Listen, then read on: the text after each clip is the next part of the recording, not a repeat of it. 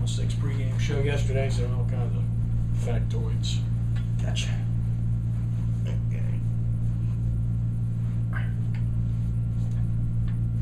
Ready?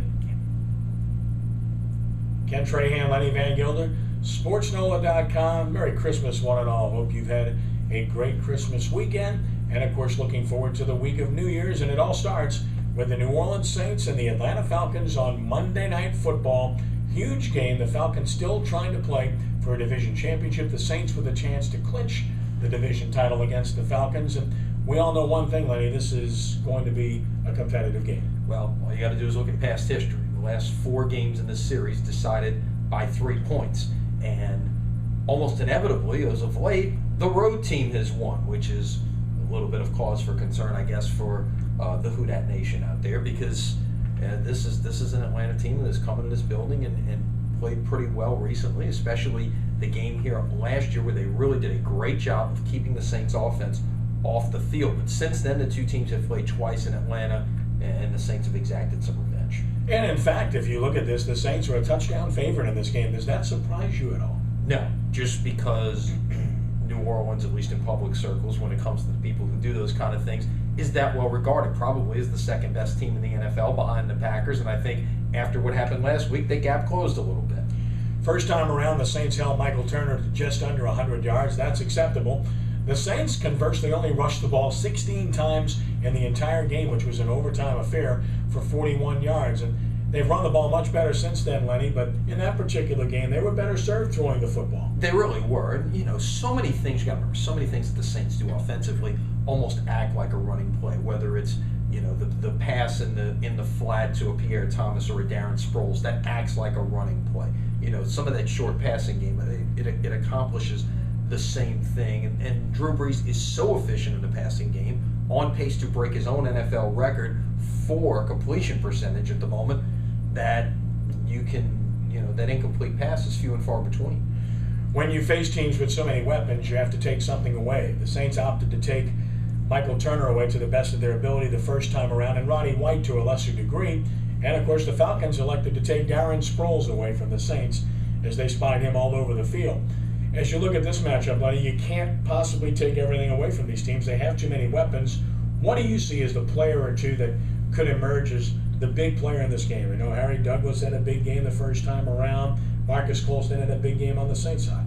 Yeah, and the one guy, I believe he didn't even play in the first game, was Julio Jones. And I think you have to be concerned about, because when you have Julio Jones and Roddy White on the field at the same time, you throw Harry Douglas in there as a third receiver, I think it changes the dynamic of the Atlanta offense and really can allow them to stretch the field, which may open some things up underneath.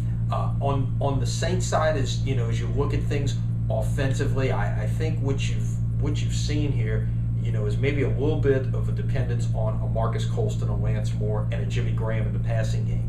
You need a Robert Meacham, a Devery Henderson to step up and be a factor in this game. Meacham was a factor in the first game, a couple of huge catches in the third quarter of that game.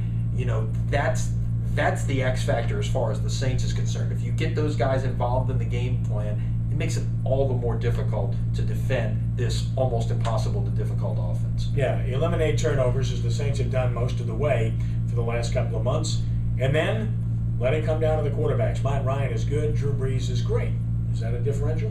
Absolutely. And, you know, it's going to be on the minds of the 73,000 people in the building and the people on the sidelines, and probably number 9 as well. Drew Brees needs 305 yards to break the 27-year-old Dan Marino record for passing yards in a season. We'd love to get it right here on a national stage on Monday Night Football. Obviously, they're going to let the game play itself out. You're not going to go out there with the intent of doing that, but if the game is in hand, you can bet that they will try to get that record Monday night. And finally, one final dynamic of interest in this game. Because it's a Monday night game, the Saints will know where they stand with regard to the number 2 seed, because the 49ers will have already played. Should San Francisco lose, that would be a huge motivational factor for the Saints. Well, certainly, because at that point, then the Saints control their destiny for the 2 seed. You win the last 2 games and you're in. Of course, the Saints do not own the tiebreaker over the 49ers. If the 2 teams end up with the same record, San Francisco will be the 2 seed, the Saints will be the 3 seed, and we'll have to play opening weekend. The other interesting thing in this is you remember this same spot last year. This is an absolute role reversal of what we saw a year ago. Mm-hmm. Atlanta had a 2-game lead, looking to clinch the division at home. The Saints had an outside shot at the division title. All of those things could clinch a playoff spot with a win, much as Atlanta can Monday night. It's hauntingly similar. The only thing that's different is Atlanta was playing for the number 1 seed. That's out of play at this point for the Saints. But it's scary, the role reversal. And of course, we know what happened last year. The Saints went into Atlanta and kind of spoiled the coronation. These two teams score a lot of points, but not against each other the last 3 times out. And they've done a good job defending each other. They know each other as well as anyone in the league does. That said, I think there will be some points in this game. I like the Saints to win the game 30-24. Now, I'm going to stick with what's been happening here. You go with patterns until they break. Saints by a field goal. All right. He's Lenny Vangilder. I'm Ken Trahan. Enjoy the Monday night game. And again, Merry Christmas to you, one and all, from SportsNola.com. And don't forget, Sports Nola TV, a special edition, 6 p.m. Tuesday evening on WHNO Channel 20, recapping the Saints and the Falcons, talking about the BCS National Championship game, the Hornets, the Sugar Bowl, and more. That's WHNO Channel 20, 6 p.m. Tuesday night, Sports Nola TV. I'm Ken Trahan. Thanks for joining us. God bless.